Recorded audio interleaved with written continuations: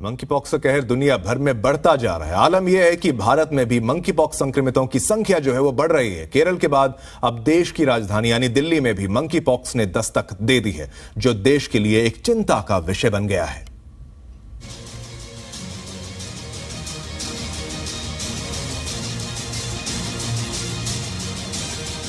भारत अभी corona virus के कहर से बाहर निकला ही है, लेकिन अब ऐसे में मंकी पॉक्स वायरस ने दस्तक दे दी है।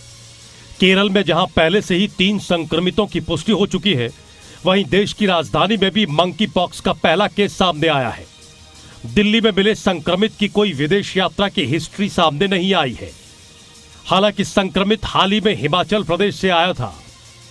ये जो वायरस है ये कोविड से डिफरेंट वायरस है, और ये जो वायरस है डीएनए वायरस है, जिसका कि पीसीआर के द्वारा हम ये कंफर्म करते हैं कि इसको मंकी पॉक्स का बीमारी है कि नहीं है। और ये अब आज हमें रिपोर्ट जैसे ही आई उसके बाद हमने सारे जो प्रोटोकॉल्स हैं वो पहले से ही हमारे यहाँ पे जब केरला में केस आया था तब से ही हमने बनाना शुरू किया था, और भारत सरकार के जो गाइडलाइंस हैं, WHO के गाइडलाइंस हैं, उसके अनुसार हम इसका ट्रीटमेंट कर रहे हैं। अब आप सोच रहे होंगे कि आखिर ये मंकी पॉक्स है क्या, तो आइए आपको बताते हैं। मंकी पॉक्स एक ऑर्थोपॉक्स वायरस संक्रमण है, जिसे दुर्लभ बीमारी के रूप में देखा जाता है, जो कि चेचक या चिकन पॉक्स के समान दिखाई देती है।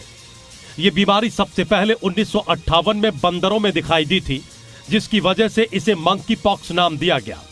साल 1970 में एक युवा में सबसे पहले मंकी पॉक्स का मामला सामने आया था।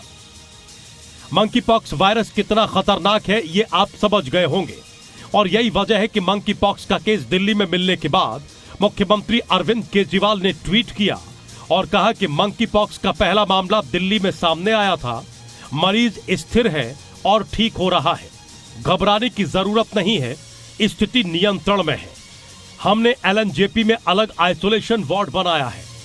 हमारी सबसे अच्छी टीम वायरस को फैलने और दिल्ली वासियों की रक्षा करने में लगी है।